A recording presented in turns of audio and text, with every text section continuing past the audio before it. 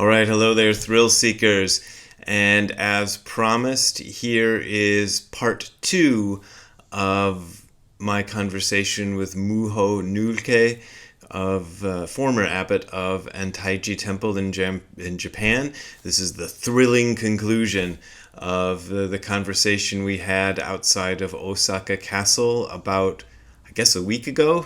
And now that I'm putting this up, actually, I'm so jet-lagged I can't really figure out what time it is, even here in California. So, as I always say, I'll put this at the beginning of the video instead of the end. If you want to support me, you can go to the URL that you're seeing on the screen below, which is hardcorezen.info/donate. That is hardcorezen.info/donate. That's how I get my money. That's how I pay for Ziggy's food and everything else. But as always, you don't have to support me if you don't want to support me. So here is part 2 of the conversation with Muho. I think it actually gets pretty good towards the end. I just watched it myself, and I thought it got pretty good there towards the end, and we got into some interesting areas. So here we go, and enjoy. When I decided I was going to move back to the U.S., I thought it would be a good idea to, do a proper Soto Shoe ordination. So that if I went back to the U.S. and somebody questioned me about my credentials or whatever, I could say, oh, yeah, I'm actually ordained through Soto Shoe. And he, even though he had the position to be able to do that, he really didn't want to do it, and I managed to talk him into it. And it ended up being, I think, like 5 of us going out there to Shizuoka. What's the name? God, why can't I think of the name of the temple? Anyway, I'll think of it later. It's not Linso. No, it's something with a to. Yeah, to in there. God, to. You're right. Anyway, we all went out there. We had retreats there every year, like sometimes twice a year, and did this ordination. Had to shave. That was the only time I shaved my head, because I had to shave my head to get the photo. The whole thing for Soto Shoe, and it turned out to be worthless, in the end. Like, nobody ever asked me to show my, and by now my, that's, I think I was ordained, I had already received Dharma transmission through Nishijima Roshi, but as far as Soto Shoe was concerned, I was, you probably know that entry-level novice position, which expires in 10 years or so if you don't make the Dharma combat ceremony next, and then you got another 10 years, and then Yeah, so I never did it, so I guess I'm not qualified anymore. But the whole thing seemed like, I remember having this talk with a nun, this woman who hung around with Nishijima Roshi a lot, a Japanese woman, one of his few younger Japanese students. So she was about my same age, and after I'd done, or maybe it was before, it doesn't matter. But I was saying, well, how do you get to be like qualified to be a sort of transmitted master, if I could go do that. And she described the whole thing to me, like the sort of minimum amount of stuff you had to do. And I don't remember the details, but to me it sounded like, oh, I just give a lot of money to Soto Shoe and they give me a credential. I mean, there's some ceremony, you had to do the Dharma combat. She said you have to do the Dharma combat ceremony, but really, you just have to memorize the answers. It's not like it doesn't matter, whether you're enlightened or not. You just memorize this set of answers. They ask you a question, you memorize the answer, you say it.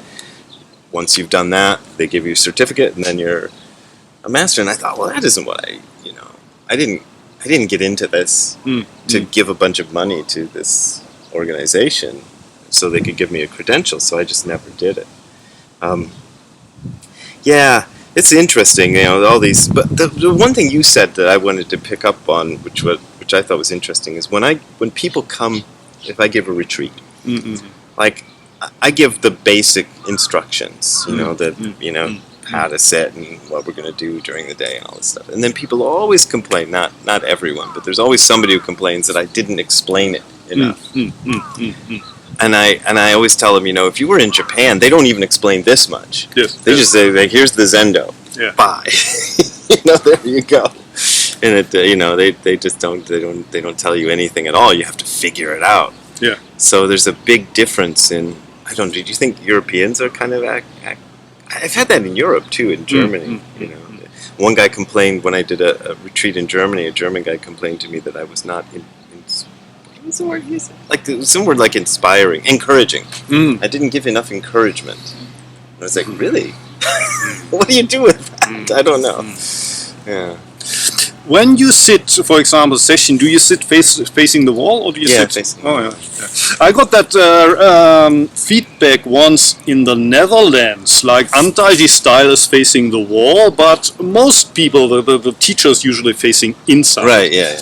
And that one person was kind of disappointed because she thought it would be encouraging for her if I would be facing inside and see the posture of the you others. Always face. Oh, you mean so I usually face inside because that's what Nishijima did. I see. Yeah. So I usually face inside, and everybody else faces the wall. But I mean that's standard. But I think Uchiyama and Antaiji changed it, and he said, "I'm going to face the wall as well." I actually think that's better. I would rather be facing the wall. I feel uncomfortable facing people, but I just think, well, that's my. And some people they want that, obviously. Yeah, they expect you to do that job and to see how they sit, and if necessary, maybe say something or correct them. And I can understand that it helped me in the beginning a lot. If people, I was corrected, for example, a lot. So when I became the abbot of Antaiji, I changed it back a little bit, saying that during the 5 days of session, I will go around twice, on the second and on the fourth day, with the Kyosaku. And Uchiyama never did that. My teacher never did it. And I said, I'm going around twice because people might think they sit straight, but you don't know. You can't. Yeah, sometimes it's hard to tell. But if you go around each time, or even every second time, and that's what Uchiyama was worried about, you sit there for the guy, like, here, I'm sitting straight, and then when he's passed away, and you get corrected, your neighbor doesn't get corrected, and you say, or the other way around, here, I didn't get corrected, he got corrected. You play this game. In Rinzai, they would play it with the koans, and in Soto, we play it with, hey, look at my full lotus posture. That's true, yeah. The only thing I do with the Kyosaku, like Nishijima never used the Kyosaku. Like, I think there was one around, but he never even picked it up. The only thing I ever do with it is if I don't bring one with me, but if I'm in Europe and I'm sitting at a place where there is one, like I go to this place Benediktushof all the time, and there's a Kyosaku there, so I just pick it up and I put it up against everybody's back, like so you can feel straight, you know, and then that's all. But I'll do that usually the first day, but people want it more, you know. I'm like, I don't want to do it every day. Besides, I don't like doing it, you know, just personally. You also offer Dokusan, don't you? Yeah. Did you No, well, sometimes I'm asked for it and I do it, but I hate it. Yeah, it's strange because people bring up all kinds of things. Like they'll bring up their relationship problems. That happens to me so much that I've started, when I explain what Dokusan is all about, I'll say, don't bring me your relationship problems, because I don't know what to do about your relationship, you know, because they just always ask me that. And the other thing that I get, which is sort of touching, but it puts me ill at ease, but people bring big problems, you know, they've had like childhood sexual abuse or some terrible thing has happened to them, and I you know, that's fine, I can sit and talk with you about it. But the thing is, like, Nishijima never did Dokusan. You could ask him, can I come and talk with you? And he always said yes, and he'd arrange a time. But he never offered Dokusan as such. But my American teacher, Tim McCarthy, I remember asking him about Dokusan, and he said he loves doing Dokusan. And he always offered it. And so I'm sort of, when I teach, I try to do this sort of combination. I see. Of the two. But the thing about Dokusan is, if I'm at a retreat, then I never get to do zazen. Well, not never, but I don't get to do very much. You know, I'll sit with the group in the morning, and then in the last sit, I'll make sure I do at least those. But in the middle of the day, it's usually all, depending on how many people are there, it's all Dokusan. You know? So I'm just in this room chatting with people all day. Yeah, that's what I love about the Antaiji style session, because it's all your practice. And in other styles, you have to kind of supervise the practice of the others, and you never get around to see for yourself. Yeah. And I feel like that actually, if I'm not sitting, then I don't feel like I'm going to be a good teacher. You know what I mean? So I need it too. Yes. You know. Yeah. So it shouldn't just all be them. Yeah. Gosh. So you've been here since. You've been in Japan since basically 1990. Yeah, more than 30 Continuously? years. Yeah. That's a long time. Yeah. So that's this is my first time back in Japan since I think I keep trying to remember. I think the last time I was in Japan was 2009. I think. But Wow. I'm not even sure. 14 years. Huh? Yeah. It was definitely before the big earthquake. Yes. Because I remember see. that see. happened after the last Yeah. time I was in Japan. So it could have been 2010, but definitely not any later than that. But I lived here for 11 years, which is long enough to get it, like, you know, into your bloodstream or something, you know. I started to feel... I never felt Japanese, but I worked for this company that was very accepting of me, which is really nice. You know, so I felt like I'm part of this weird little family of Tsuburaya Productions, the company I worked for. And then when I moved back to America, it was weird for me because like I've got like this other thing going on where I'm not exactly. I mean, I guess I'm going to ask you about that. I mean, how do you feel? You start to feel Japanese. I don't know. Maybe you don't, but I started to feel like I'd forget that I wasn't Japanese sometimes. You know, I'd just be like, I'm a Japanese person who speaks the language badly. You know, that's what I am. But I didn't, you know, but culturally I started to be Japanese, Yes, you know, all my mannerisms and stuff. Yeah. I remember my aunt came to visit. She came to Japan and she was like, oh, she was just doing like a vacation or something in Japan. Let's meet. When I left her, I bowed to her. Yeah, and she laughed and I didn't even think about it, you know. It just was, this is what you do, you know. You do like that. So how do you know, how does it? Yeah. Because you're here like 3 times as long as I was here. I can relate to that. And I mean, I love being in Japan. So I'm gonna travel to Germany this year again. I'm usually once a year.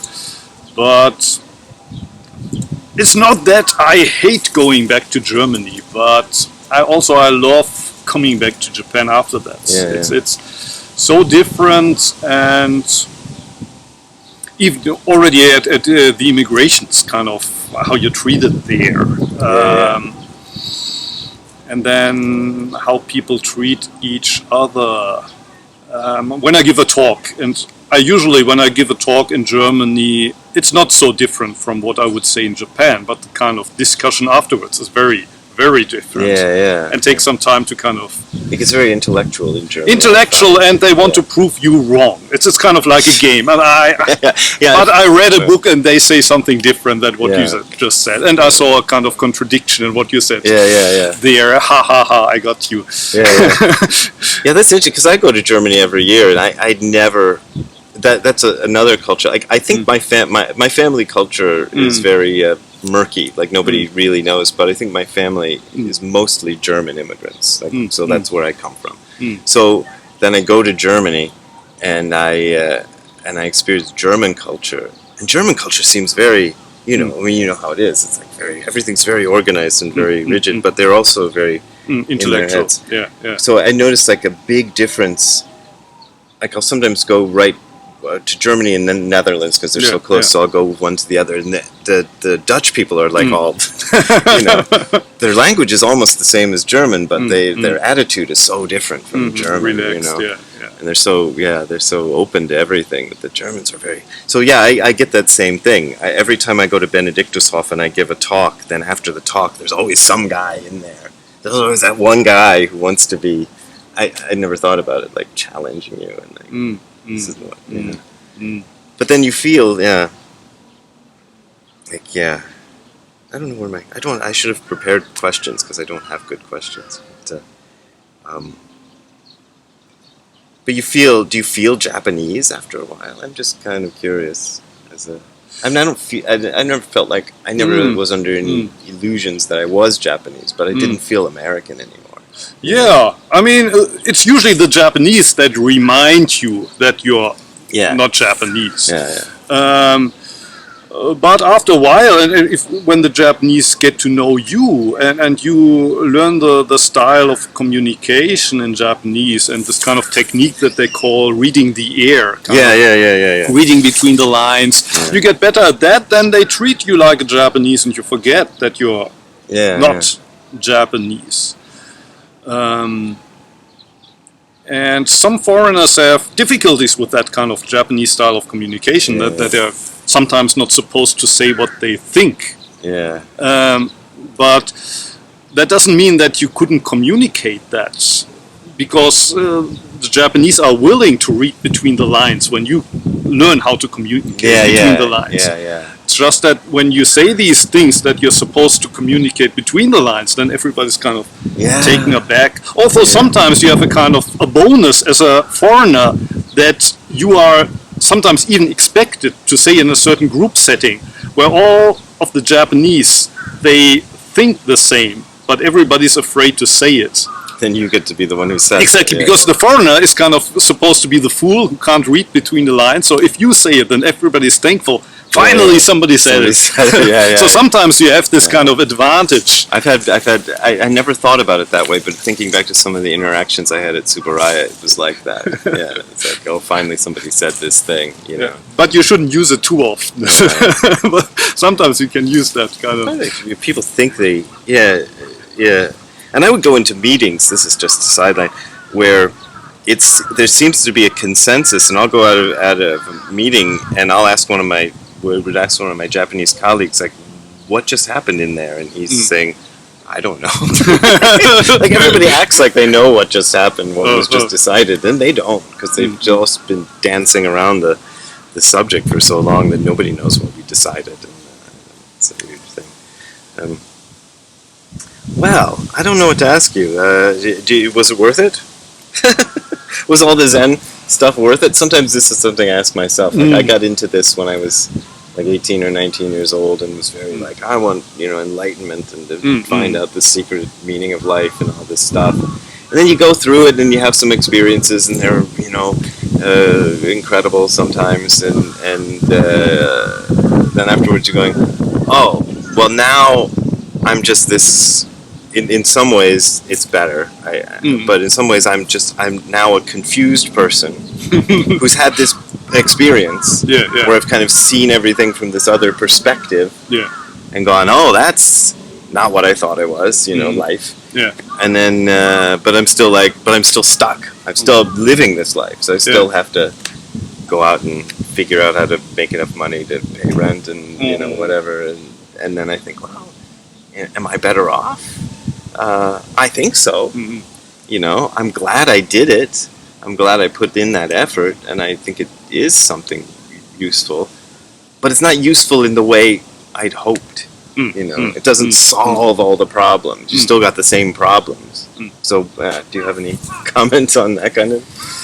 Yeah, well, that's something that Uchiyama said when he retired from Antaiji. And everybody who goes to Antaiji first, they hear that first you should sit here, shut up and sit, 10 years. Yeah. And after 10 years, sit for another 10 years silently. And then at the end, an extra 10 years. Yeah. And then, of course, you would, like everybody, not everybody, most people come there 20-something. So 30 years is a long stretch of time. So what's going to happen when I'm in the middle of my 50s? So what can I expect after 30 years? And usually the teacher will say, well, if you're 20 now, in 30 years you're going to be 50. That's it. That's what's going to happen, And in a way, that's exactly what happened. But I have no regrets at all.